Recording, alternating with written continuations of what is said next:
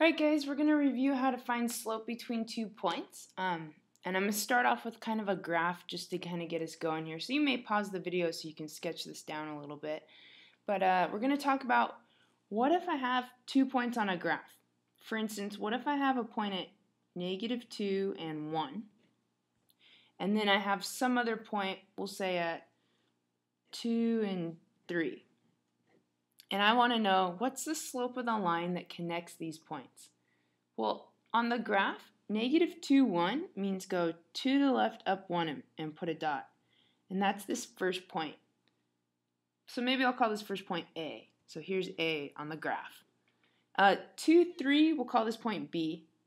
You go over 2 and up 3. Over 2 and 1, 2, 3 up. That would be B on my graph. So when it comes to talking about a slope of a line, I'm really talking about connecting these points with a straight line. So here's my straight line. I seem to have lost my ruler, but I'll try my best here. And I want to know what's the slope, what's the steepness. I can tell it's growing, it's going up, I'm going to have a positive number. But to get the actual slope, to get a value, we're going to build a growth triangle like we've been doing in class. One of these things where you connect the 2 points with this triangle. And a lot of times in class, we'll like shade it in if you want. You don't have to shade. Oh, that pencil's broken. You can shade it in if you feel like it.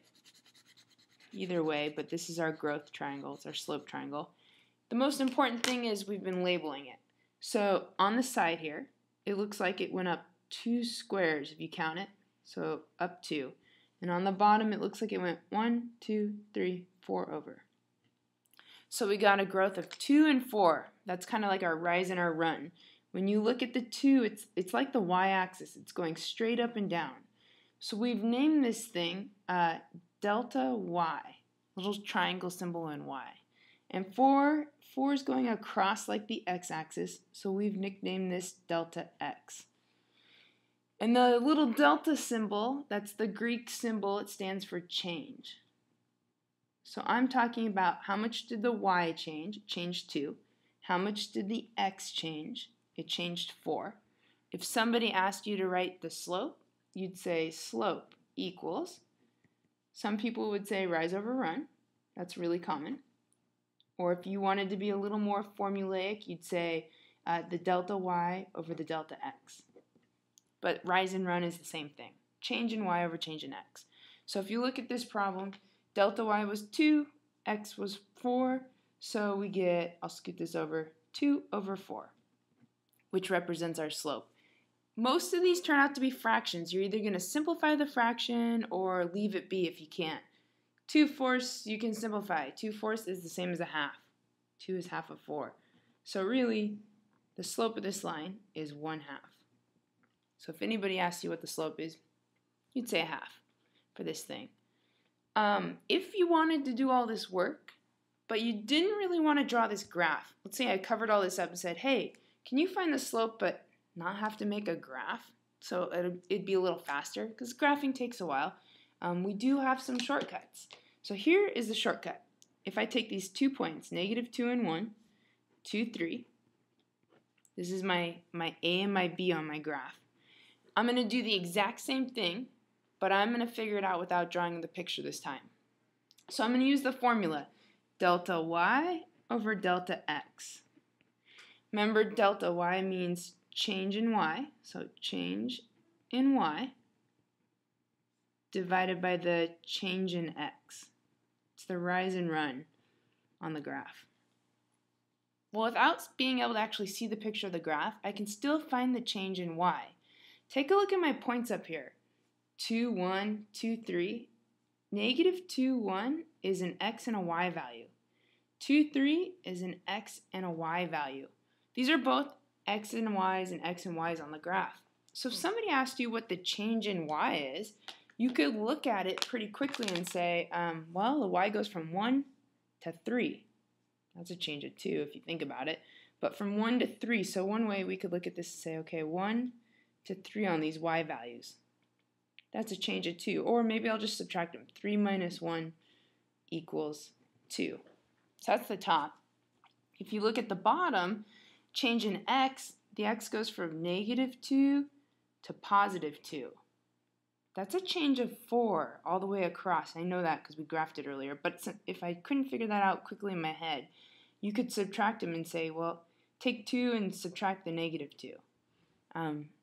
A minus minus always turns into a plus. So I have 2 plus 2 is 4. So the slope of this line looks like it's 2/4. Or if I reduce 2/4 down, shrunk it down a little bit, it's 1/2. Which is actually the exact same answer we got up here. Same kind of work, but I could do it without drawing the graph. And that's the big thing. And you don't always want to have to graph all of these. It'll take you forever. So I want to give you another example down here. And I want you to imagine you have these 2 points on a graph that are harder to plot. Maybe something like 1 and 9, and then something out at like 4 and 20. Okay, well, first thing I'm going to do is use the formula. Delta y over delta x. Change in y over change in x. And I'm going to label my points. This first point is an x and a y. And this second point is an x and a y. A lot of math books, what they'll do is, because this is the first point, 1, 9, they'll say x and y, but they'll put a little x1 and a y1. And this is the second point, so they'll call it x2 and a y2, just to kind of denote it as 2 stands for the second point, 1 stands for the first point. And the formula is you're going to find the change in y's. You're going to subtract the y's. You're going to take the y2 and subtract the y1. You're going to take the x's and take the x2 and subtract the x1.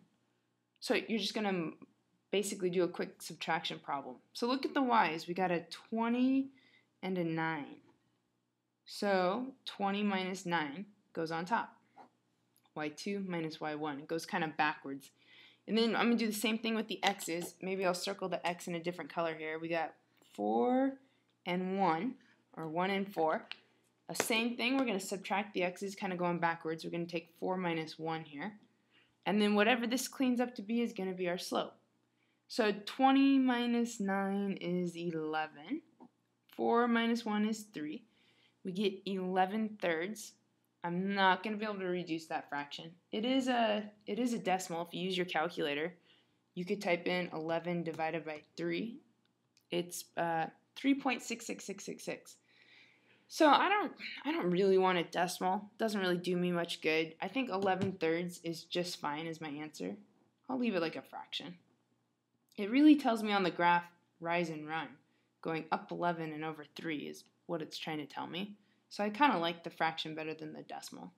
And so 11 thirds is my slope. And that's the basic idea behind finding slope between 2 points. Just remember change in y and change in x. And really, if you forget everything else, remember this. This is our slope formula. So this is how you find slope between 2 points. And it works every time.